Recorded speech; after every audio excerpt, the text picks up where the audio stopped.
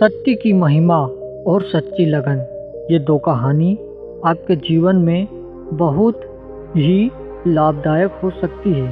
भगवान बुद्ध की ये दो कहानियाँ आपके जीवन में बहुत बदलाव ला सकती है। तो कृपया इस कहानी को आखिरी तक जरूर सुनें। कहानी की शुरुआत कुछ इस तरह होती है। जब एक हत्यारा झूठ का सहारा लेकर अपने प्राणों की रक्षा कर सकता है, तो जरा सोचो सत्य में कितनी शक्ति समाई है। आज के उपदेश का भी यही विषय होगा। कहते हुए बुद्ध ने अपने शिष्यों को एक कथा सुनाई। एक व्यक्ति ने किसी की हत्या कर दी तो राजा के सिपाही उसके पीछे पड़ गए। वह किसी तरह जान बचाकर भागता रहा। तभी सामने नदी आ गई। उसे पार करना जान जोखिम में डालना था, मगर सिपाहियों के हाथ पड़ने का मतलब था फांसी या लंबी कैद। उसकी समझ नहीं आ रहा था कि वह क्या करे। घबराकर उसने इधर उधर देखा। नदी किनारे एक आदमी भभूत लगाकर साधु बना ध्यानमग्न बैठा था। उसने सोचा, क्यों ना वह भी ध्यान में ऐसे ही बैठ जाए।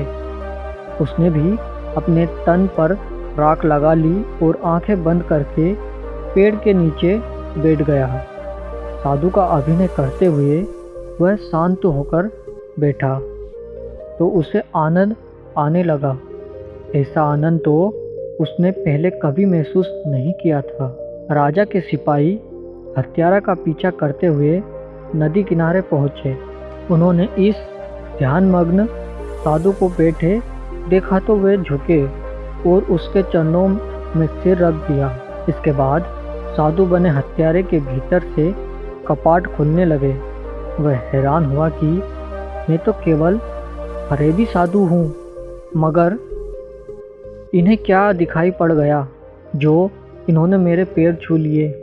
झूठ इतना कारगर हो सकता है तो सत्य का क्या पता कितना कारगर हो। सिपाही पैर छूकर चले गए, लेकिन वह हत्यारा पूरी तरह बदल गया।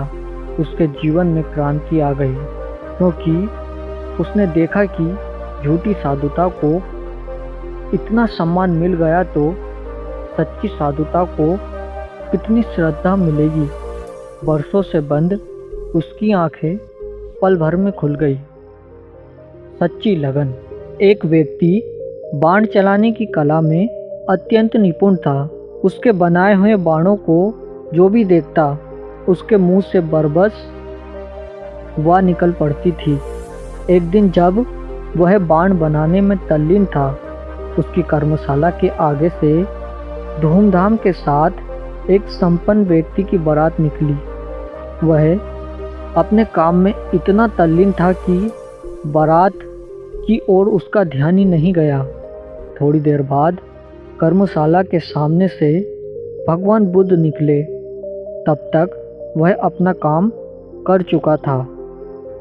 बुद्ध ने पूछा, बंधु, आपके यहाँ से एक धनी व्यक्ति की बारात गई थी, उसे गए कितना समय बीत गया। भंते, मुझे क्षमा कीजिए, मैं बाण बनाने में जुटा हुआ था, इसलिए बारात को नहीं देख पाया, वह बोला। यह सुनकर बुद्ध चौंके।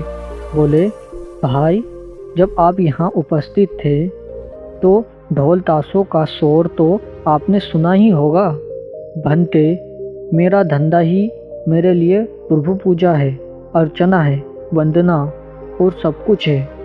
मैं जब अपने काम में जुटता हूँ फिर मुझे अपने शरीर की सुध भी नहीं रहती, उसने कहा। उसकी बात सुनकर बुद्ध बहुत प्रसन्न हुए और बोले, तुम ही सच्चे कर्मयोगी हो।